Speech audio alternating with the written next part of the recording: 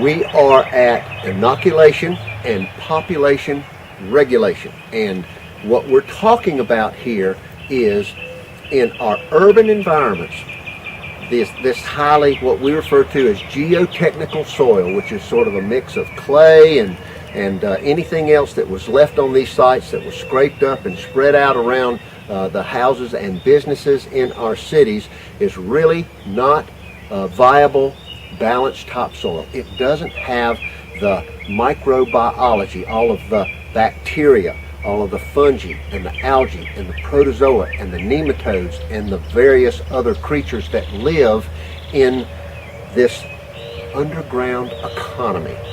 And it is absolutely one of the most important aspects of what you must manage in your customer's designed ecosystem in order for them to get the results of cheap to keep. And the reason it's so important is recent studies have proven that in the human body, for example, bacteria outnumber human cells 10 to 1.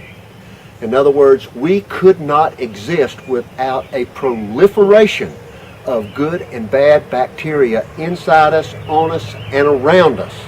And it's the same thing in your designed ecosystem. And so when we take, in this category, we talk about pesticides as insecticides and fungicides and herbicides.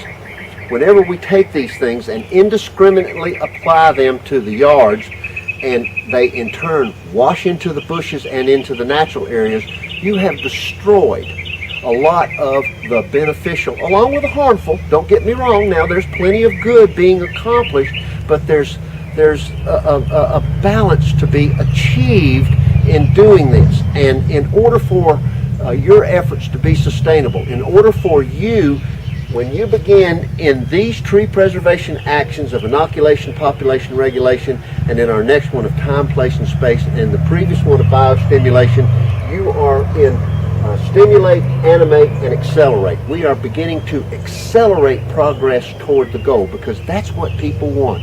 More of a gratification that they can see and evaluate, and especially in light of the fact that we've lost 30, 35, even more of a percent of the value of our homes, the major asset in most of our financial situations.